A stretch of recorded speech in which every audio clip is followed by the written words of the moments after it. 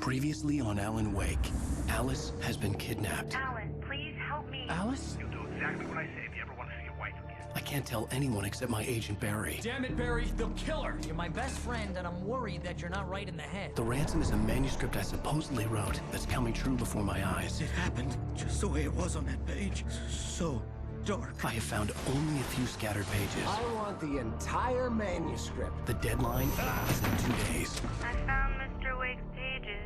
Good girl. How the hell did she get her hands on the manuscript anyway? I don't know. She's resourceful. I told you were too hard on her. Listen, I found out all sorts of interesting stuff while I was digging around. Yeah. Mr. Wake, it's Sheriff Breaker. We have an FBI agent here, Agent Nightingale. FBI? He's anxious to see you. You'd better come to the station. Okay, I'll be right over, Sheriff. Let's make this quick, huh? Help you folks?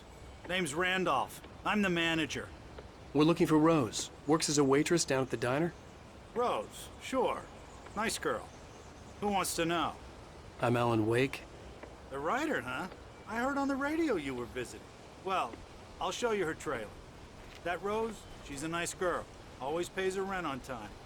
As I was saying, Al, I found all sorts of weird stuff from the local newspaper's archives. This place is crazy. Disappearances, mysterious deaths, urban legends come true, and get this, most of this stuff takes place around Cauldron Lake. Well, you ain't wrong, mister. The Indians thought the lake was a doorway to the underworld. I'm the God-fearing type myself. I don't hold with that sort of thing. Yeah, okay. Anyway, there was an island there owned by a guy called Thomas Zane. Now, some of the articles I found about him make him out to be a famous writer, but I ran a bunch of searches, couldn't find a single thing he wrote. Zane was heavily into diving, so much so that the place came to be called Diver's Isle. But the volcano under the lake erupted in 1970, and Zane went down with the island.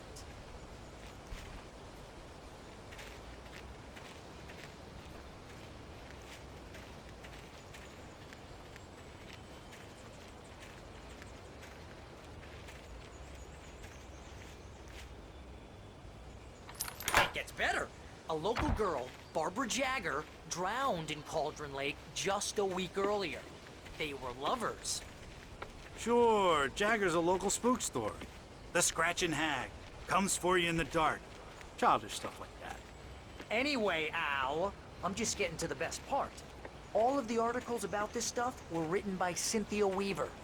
I asked around, and she's that crazy bag lady you met. What, the lamp lady? She can be a little loopy, but she's not homeless or anything.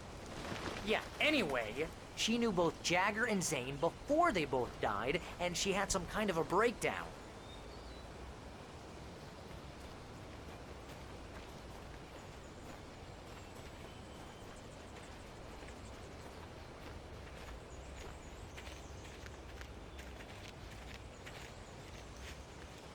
Well, mister, this here's Rose's trailer. You mind me asking what you want with her? We're just here to talk to her, pal.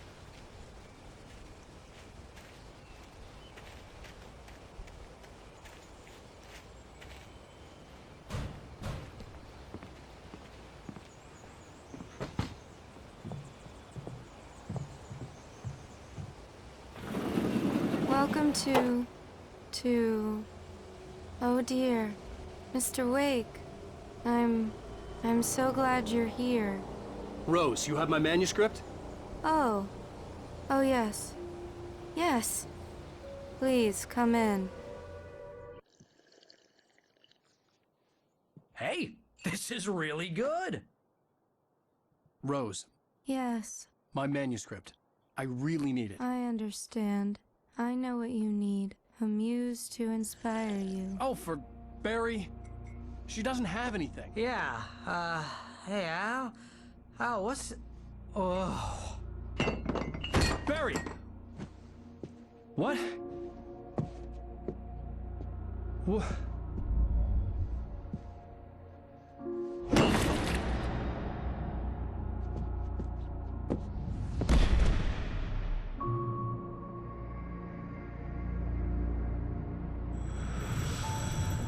It's coming for you, hiding in my barber's skin. I'm too weak to stop it. You must turn the lights on. I promised I'd come visit you and your lovely wife. You must finish what you started. I insist. You must turn the lights on. Turn the light on. Back to work, boy.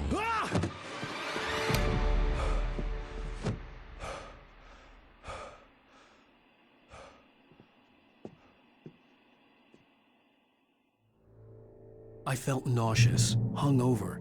Only anger kept me going. I can't tell reality from dream anymore, but it seems I have an imaginary editor to help me.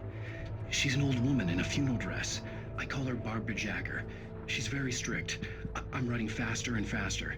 My manuscript is being heavily revised. The edits are getting very aggressive, and each day there's less of me and more of her. I hate it, but I know she's right. She promises me Rose took a day from me. I had less than 12 hours left to meet the kidnapper. All I could do was get Barry into the car, work something out once I got on the road. Another writer under similar circumstances, Thomas Zane. The genre of the story seems to be shifting. It's turning into a horror story. I'm getting close. I can feel it.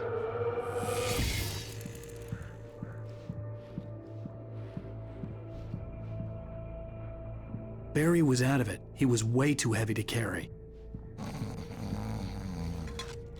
You're right. I deserve more money. I'm so handsome. Welcome to the Oh Dear Diner. What can I get you today? Coffee? I couldn't work up much hate for Rose. Something had used her to get to me and left its mark. First refill is free. My gun and flashlight were gone. I'd have to find a way to get Barry into the car as quickly as possible. There was no time to waste. Mr. Randolph liked Rose. That little smile she had. How she was still sweet when life had tried so hard to make her bitter. It wasn't any of his business what she did in her trailer. But those strangers, the writer and his smart-ass sidekick, looked like trouble. And they'd been in there for hours, way past her normal bedtime. He reached for the phone and called the sheriff's station.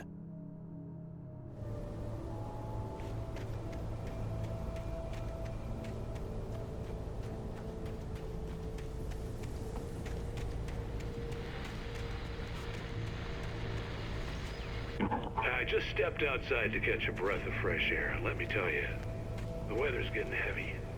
Nights like this make me especially glad I'm here talking to you and not home in bed. Once the weather takes a turn like this, I can't sleep at all. It's all tangled bed sheets and dark thoughts, punctuated by the occasional plunge into nightmare. It's just me.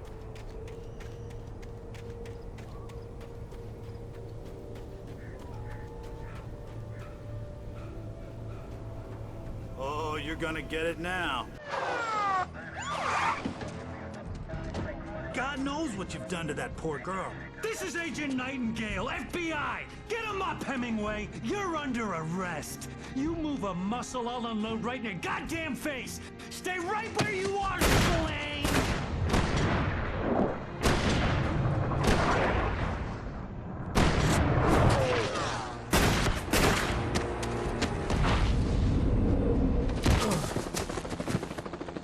What are? I'm standing right here, you goddamn maniac!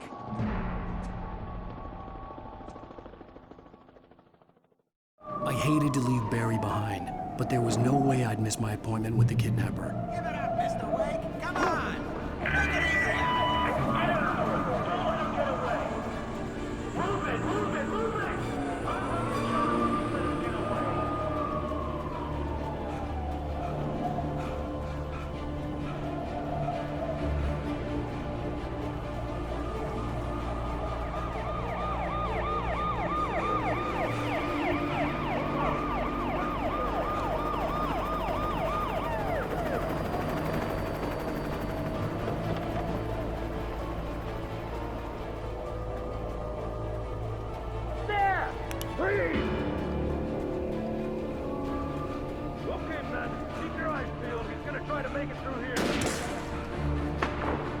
Oh, damn.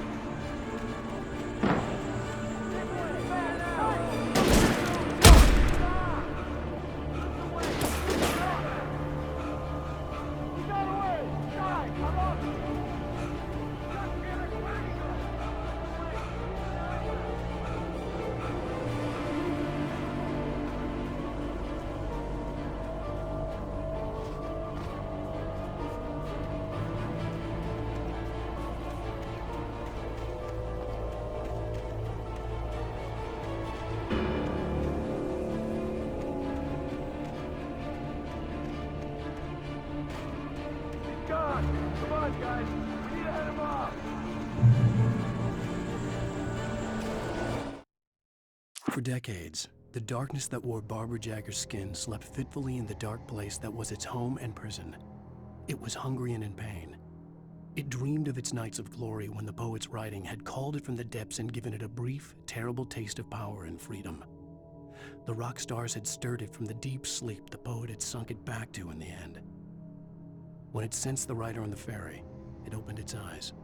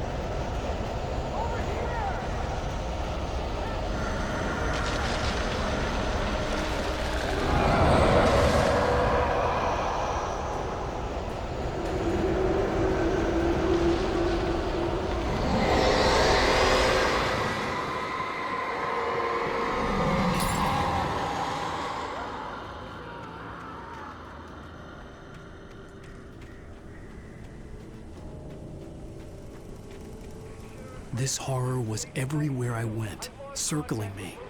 The cops didn't stand a chance. They were after a writer, not a monster.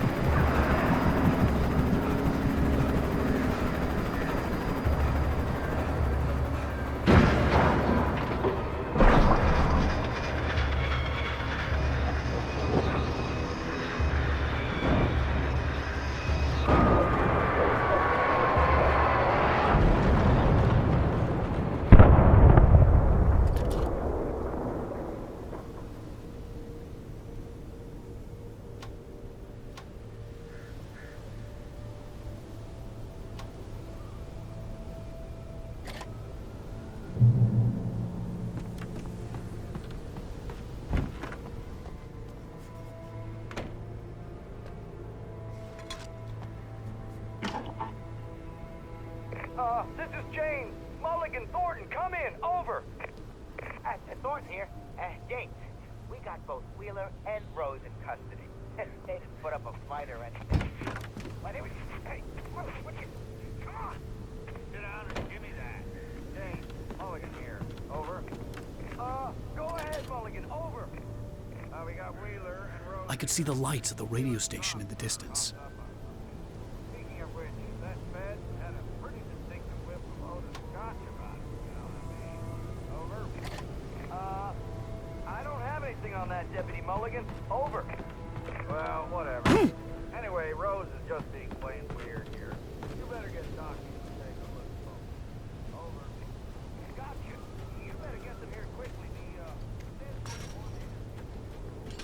I imagined that the broadcast tower in the distance was part of the local radio station. Maine seemed like a decent guy. Perhaps he could give me directions to the coal mine.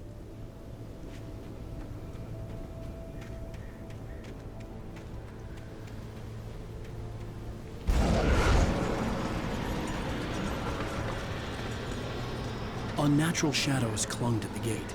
The darkness that was after me was trying to stop me. I wouldn't get through without a light.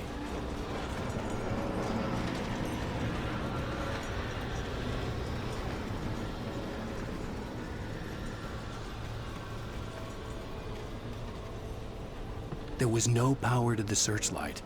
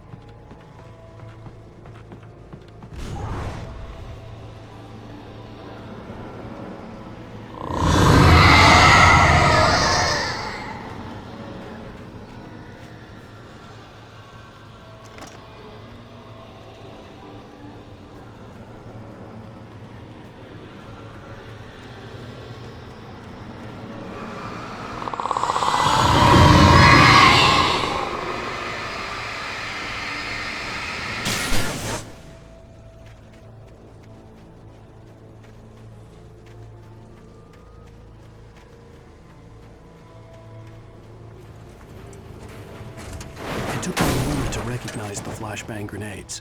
They were an ideal weapon for my situation. Team 1, come in. Over. Team 1, this is Sheriff Breaker. Report. Over. Team 2, come in. I need a report. Over. Come on. Come in, please. Over.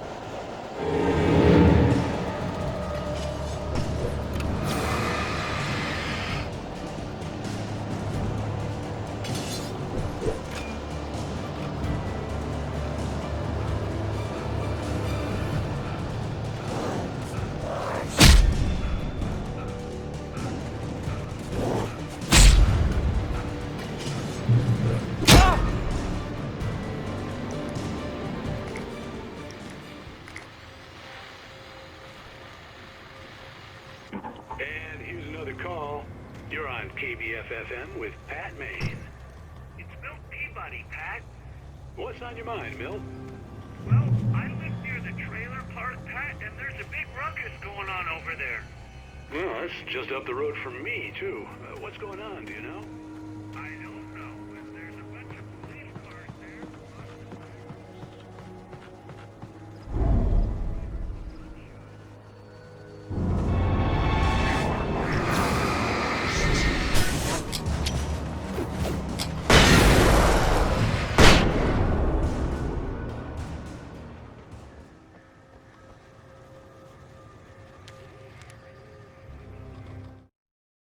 Clutched by the dark presence, Rose was lost in a dreamland where everything was drawn in black and gray crayons. The old lady had promised her that all her wishes would come true. She would be Alan Wake's muse. She was smiling so hard it hurt her face. She crushed a bottle full of sleeping pills into the coffee. Deep down inside, she was screaming in terror.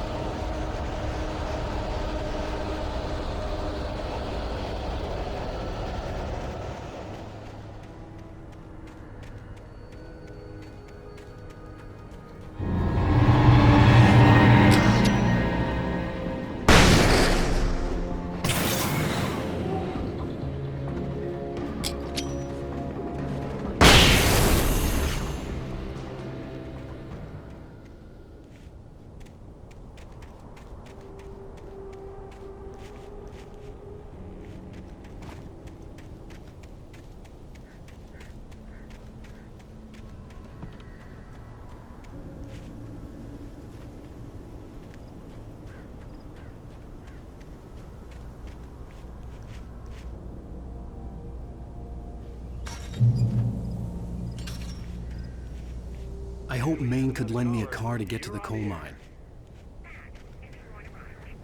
Well, hello, Lorna. What do you have for us?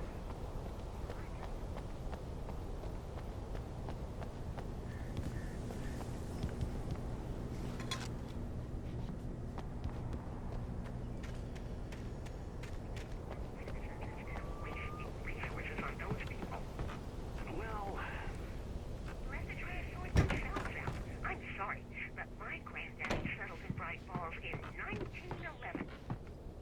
well, thank you very much for that compassionate viewpoint, Lorna.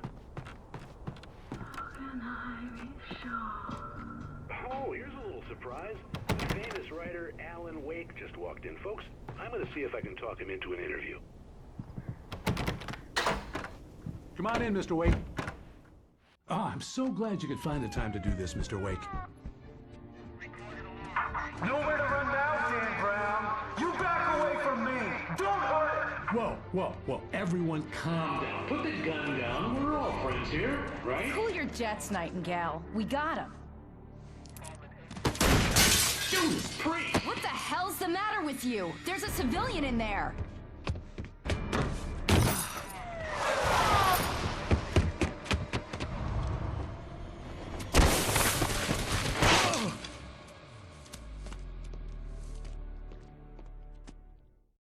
I'll get you yet, even if it kills me. You hear me? You hear me, H.P. Lovecraft? I had fallen off so many cliffs it was ridiculous. That's what you get for naming a book The Sudden Stop. It was probably good I hadn't had the chance to tell Maine where I was going. I'd have to lose the cops and find my own way to the mine. Nightingale stared through the broken studio window into the dark woods. He turned around, started to walk out, but Maine grabbed his arm. "Young man, you almost shot me. You don't shoot off rounds at people like that. What's the matter with you?" Nightingale shook his arm free, marched out. His cheeks burned with rage and humiliation.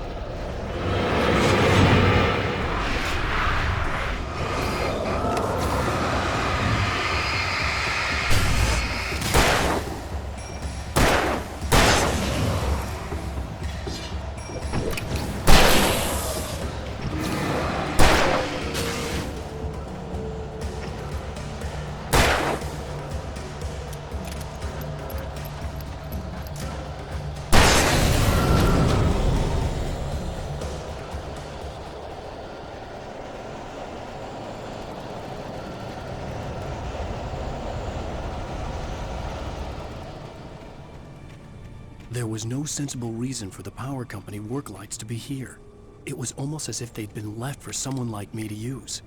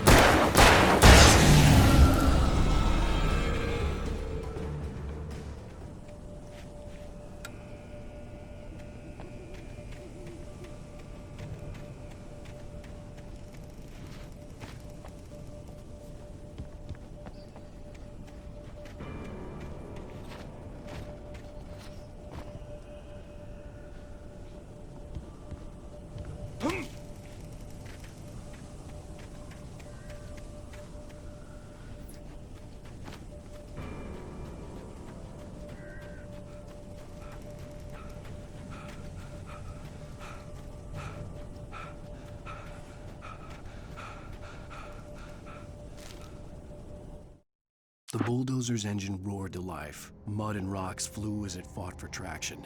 It crashed through the concrete wall and landed heavily in the yard. If it were an animal, it would have shaken its head after the impact, fixed its eyes on me, and charged. Of course, it had no head, nor eyes. Shadows crawled on its form, twisting it into a monster. Then, it came for me.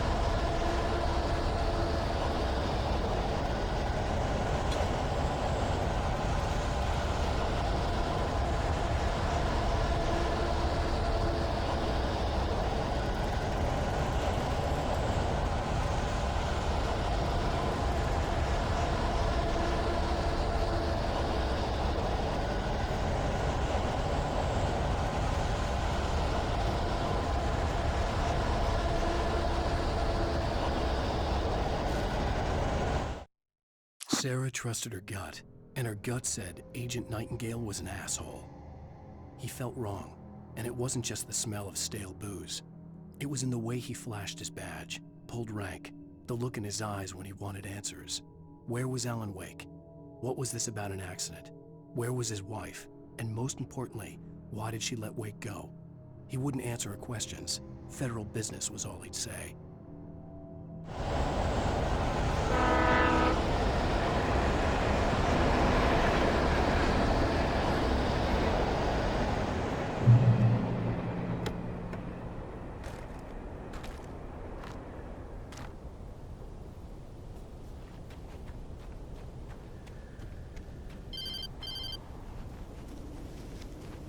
Hello? The most stubborn man I've ever met. Alice? Alice? Alan. I'm so afraid. He keeps me in the dark. Please help me. I look at you, Alan, and it's not you. Something else. Looking out from behind your eyes. Alice, I'm here. I'm so alone here. It's all gonna go to hell. You need to be careful. Cooperate. The connection had been terrible, but that wasn't the only thing that hadn't been right with the call. She sounded wrong somehow, but she had called me.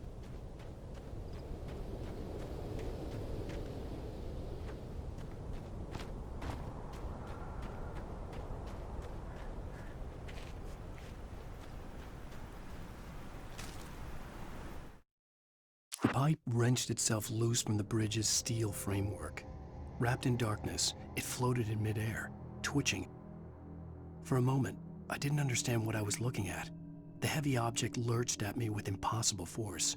I threw myself out of the way, but just barely. When I turned my flashlight on it, it shook in a dark rage before it flew at me again.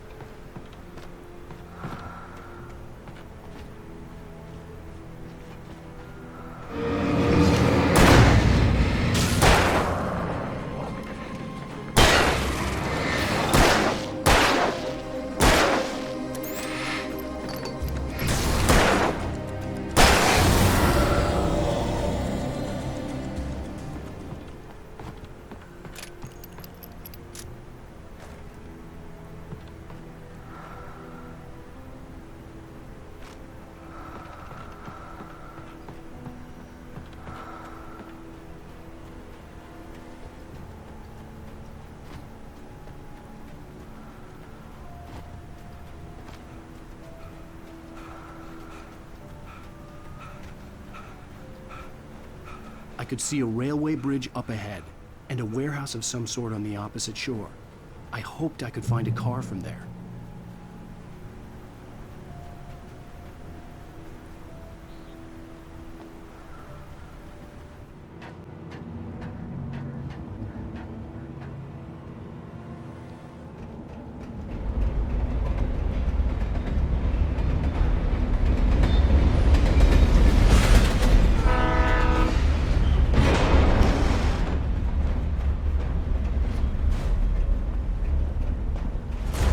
That was pursuing me was growing stronger, and it was taking over everything in its path.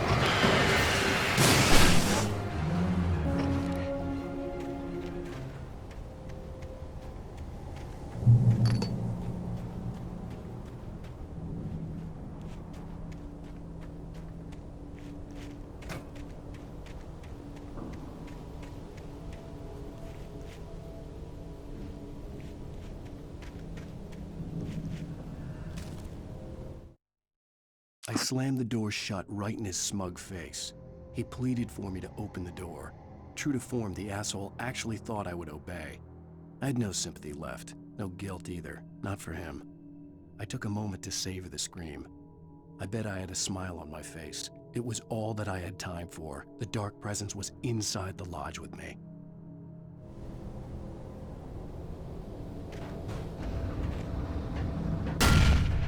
As a teenager, just starting to get interested in writing, Stephen King had been a source of inspiration to me.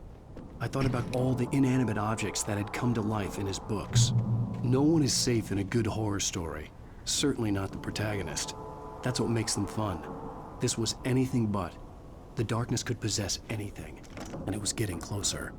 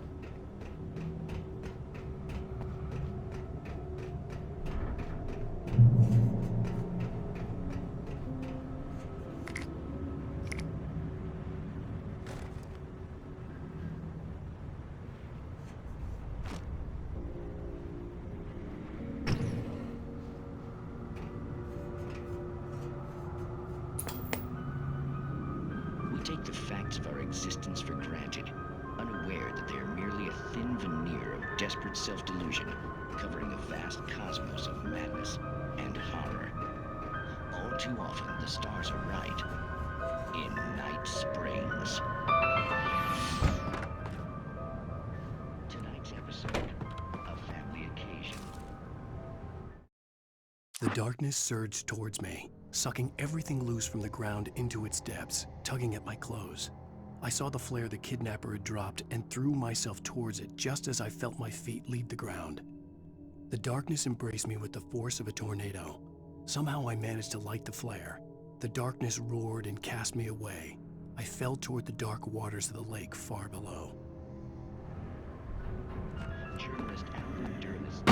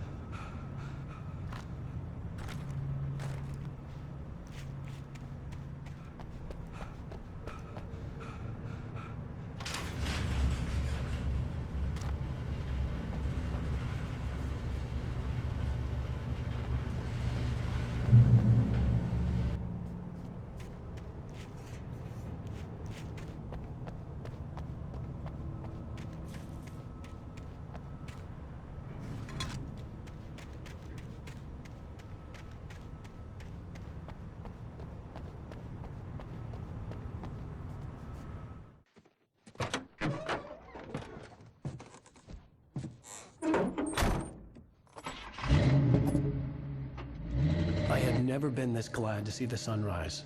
I had a couple of hours to get to the coal mine.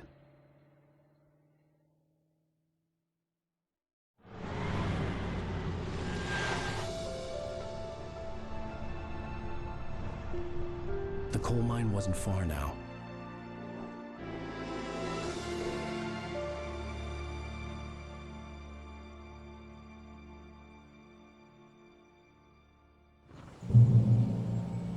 Today, I would meet the kidnapper, and he would give me Alice. I wouldn't give him any other choice. A drowning man will clutch at a straw.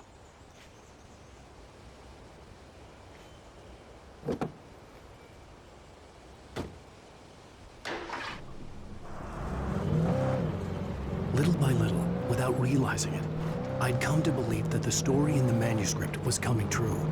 The current of its narrative had taken me deeper and deeper into dark waters. Alice had been taken from me. Barry was probably in jail. I was a fugitive from the FBI. The whole world taken over by the dark presence was trying to destroy me.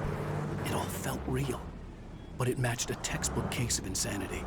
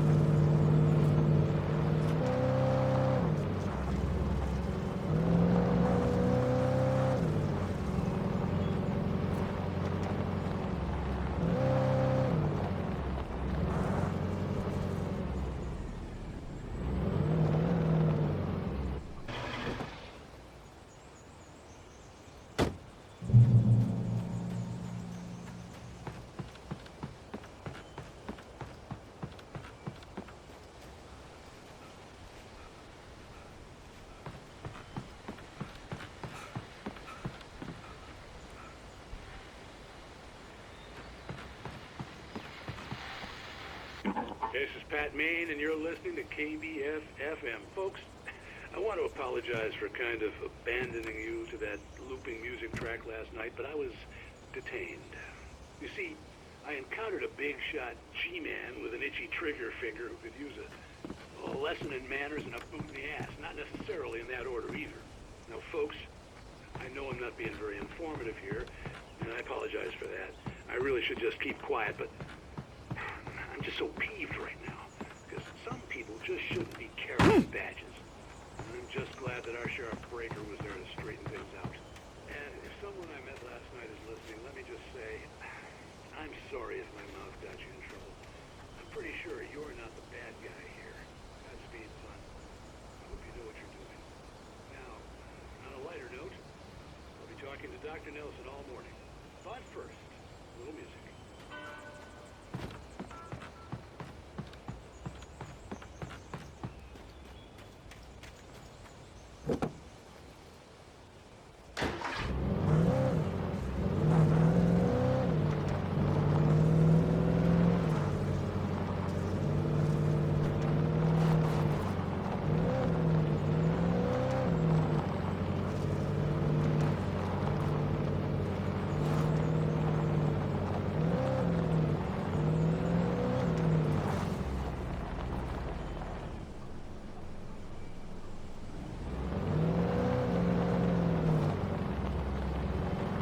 I was early. I was supposed to meet the kidnapper at noon in the main building. The coal mine was quiet. It was a museum now.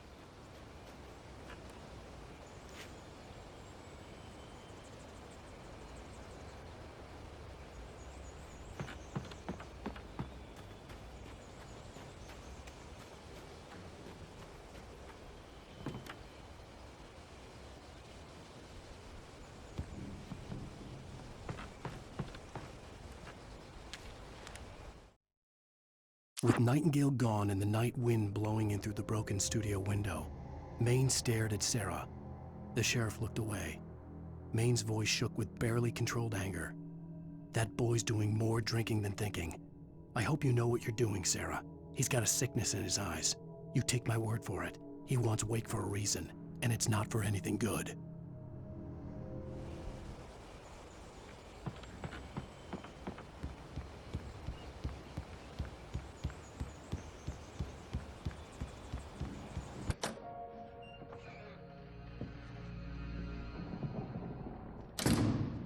I didn't want to go outside. Cops had to be looking for me. The noon sun turned the place into a sauna. The day dragged on. Different scenarios ran through my mind. Ways of how I'd torture the kidnapper to get Alice back. Or the different horrible things he could have done to her. I imagined her dead. I had no way of knowing she was still alive. It was killing me. I was running on blind hope. It was all a waste of time. The bastard never showed up.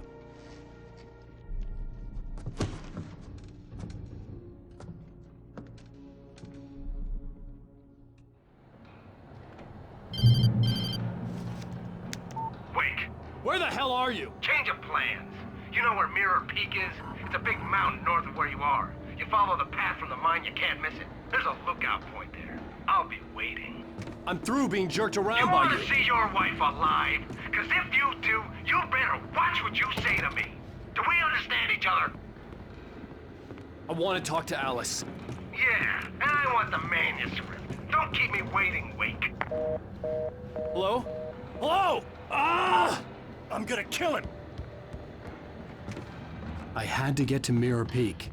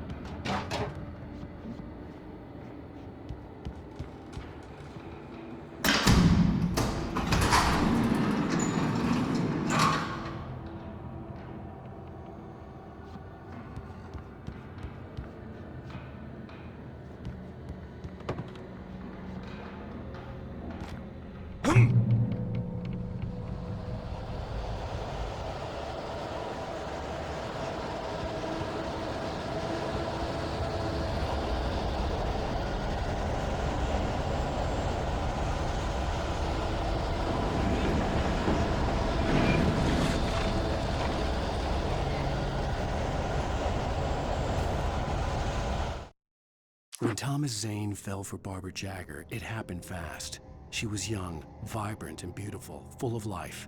He had never been a very happy man, and without any seeming effort, she had changed all that.